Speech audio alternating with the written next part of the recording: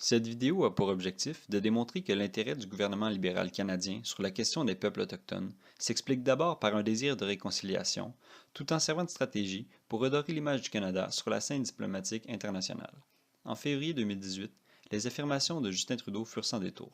Celui-ci affirme: « Nous devons arriver à un point où les peuples autochtones au Canada ont le contrôle de leur propre destin, où ils prennent leurs propres décisions à l'égard de leur avenir. » Les raisons derrière l'intérêt marqué du gouvernement libéral actuel sur la question autochtone sont nombreuses. D'abord, il apparaît important pour le gouvernement Trudeau de démontrer sa solidarité envers la Déclaration des Nations unies sur les droits des peuples autochtones, celle-ci fêtant son 10e anniversaire en 2017. Ainsi, dans l'espoir d'ouvrir un nouveau chapitre dans les relations entre le gouvernement et les peuples autochtones, et espérant redorer l'image du Canada en matière de droits humains, la ministre des Affaires autochtones et du Nord annonça en 2016 que le pays appuierait maintenant pleinement et sans réserve la déclaration.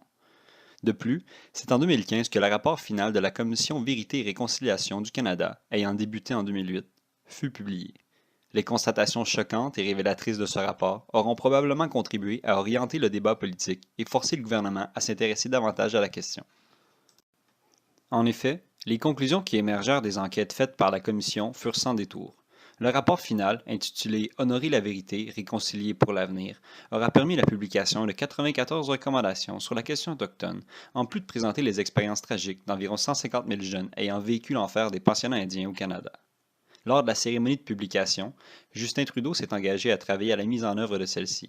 Il a notamment débuté en annonçant la mise sur pied d'une enquête nationale sur les femmes et les filles autochtones disparues et assassinées.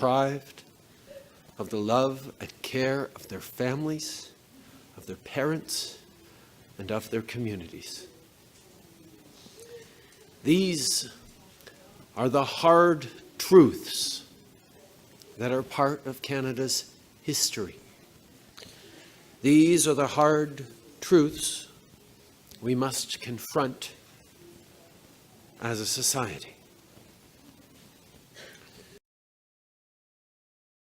En plus de la conjecture nationale, ce sont probablement les ambitions diplomatiques du Canada qui motivent son intérêt sur la question des droits des peuples autochtones. Il est important de savoir que le Canada a pour ambition d'occuper à nouveau une place au Conseil de sécurité de l'ONU, place qu'il n'a pas occupée depuis 21 ans. Pour espérer être élu en 2020, il est clair que le Canada doit redorer son image en ce qui a trait à son traitement des nations autochtones. Nous savons que personne ne peut espérer avoir une chance réelle et égale de réussir sans les éléments suivants: une bonne santé, une communauté solide, un bon emploi bien rémunéré, une éducation de qualité et un endroit où vivre qui soit sécuritaire et abordable. Bien entendu, cela s'applique au peuple autochtone. Compte tenu de cette conjecture nationale et internationale, le gouvernement libéral a décidé d'accorder une place toute particulière à la question autochtone dans son agenda politique. Dans le budget fédéral de 2018-2019, déposé par le ministre Morneau en février dernier, une stratégie budgétaire de 5 milliards de dollars sur 5 ans pour les peuples autochtones fut établie. Notamment, celle-ci a pour but de s'attaquer aux grandes disparités qui existent en matière de santé, d'éducation et d'emploi entre autochtones et non-autochtones canadiens. Malheureusement, les exemples de disparités entre autochtones et non-autochtones sont trop nombreux au Canada. La situation des autochtones de 14 ans et moins démontre encore plus l'urgent besoin de changement. Alors que ceux-ci représentaient presque le tiers de la population autochtone en 2011, leurs conditions de vie étaient alarmantes et incomparables à celles des enfants canadiens non autochtones. Nous espérons donc que cette courte vidéo vous aura sensibilisé sur la question des Autochtones au Canada, tout en vous aidant à mieux comprendre les nombreux motifs qui expliquent l'intérêt du gouvernement libéral pour la question autochtone.